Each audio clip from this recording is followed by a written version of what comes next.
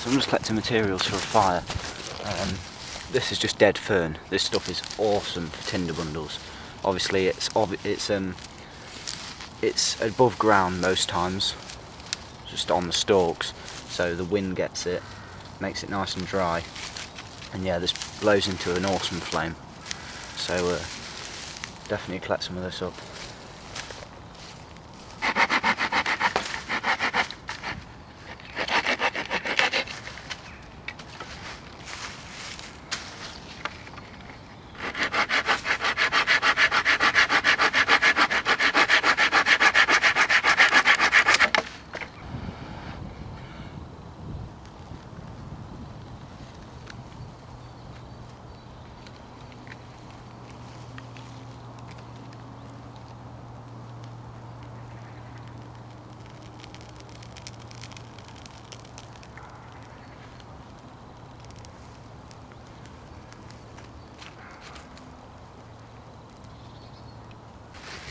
Alright guys, Bill from Expert Survival. I'm out today. I'm doing a bit of a wild spring forage, just looking for some wild edibles. Obviously the leaves aren't out on the trees yet, so I haven't been able to collect obviously leaves like lime and beech leaves, but I've gathered some ground edibles, you know, dandelions, nettles. I've also got some GooseGrass, which I'm looking forward to trying out, and just a few other things. So what I've done, I've just got the fire going, and I've got my bag of edibles here, so obviously I'll just go through what I've got. Alright, so this one edible which I've collected, I don't know if some of you will want to try this out, but the first one that I've got, the main one I was interested in collecting, is this.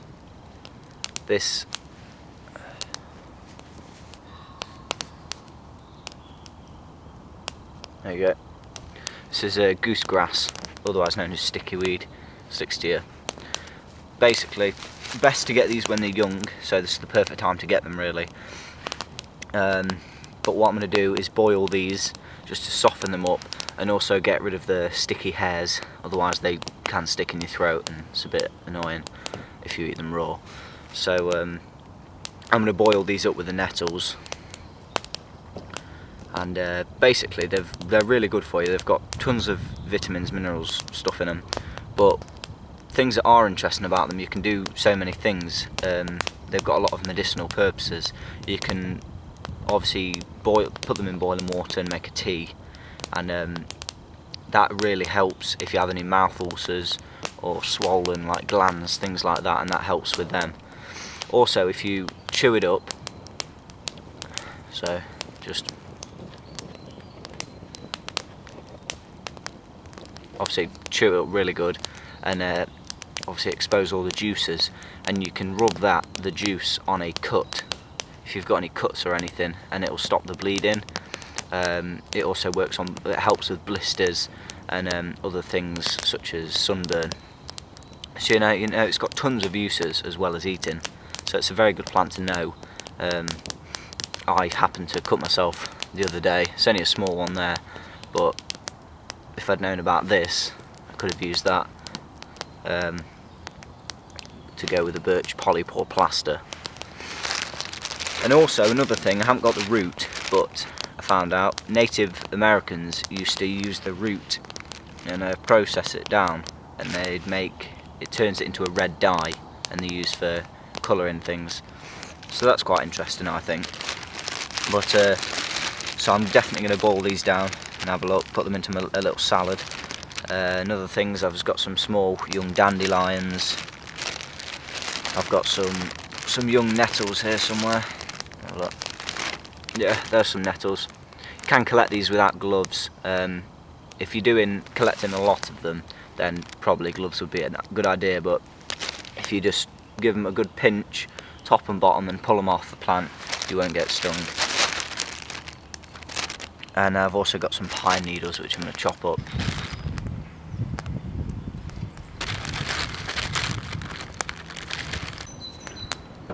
Right, so I've put I've got all the GooseGrass, nettles, pine needles in there.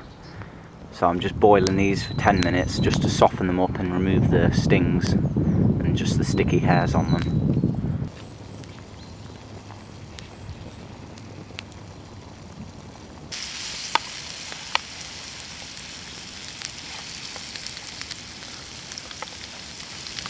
Right, so what I've done here, guys,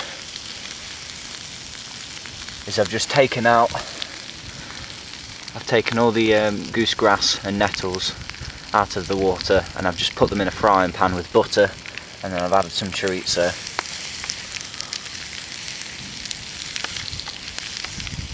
One thing I must say, as this I've never done this before, is next time I will definitely collect some more goosegrass, as it shrinks while it cooks, so there's not actually that much here, but you know, it's just a taster, so, but it sure does look good.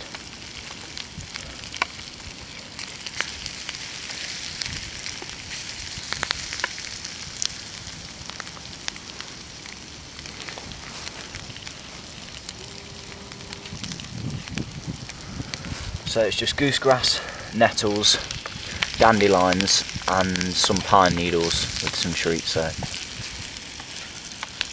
And obviously as the year goes on, if I do this again, which I think I will, then I'll definitely get some more edibles and put them in. But I think this is going to be done, guys.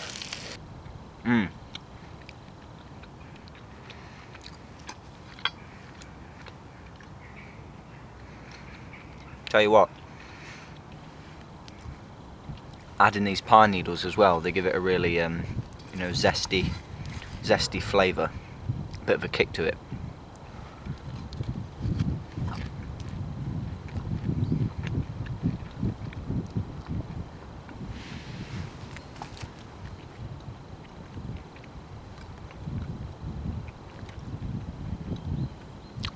The goosegrass,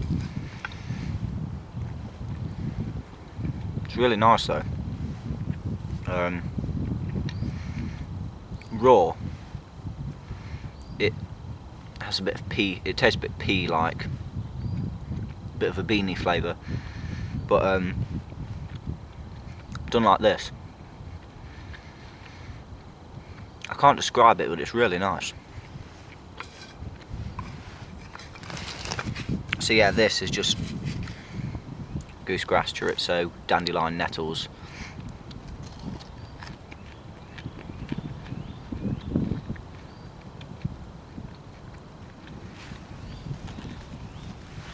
So that for this, guys. I hope you enjoyed the video, and I'll try and sort of do some more things like this once more food is available. So thanks for watching, guys, and I'll see you on the next one. Cheers.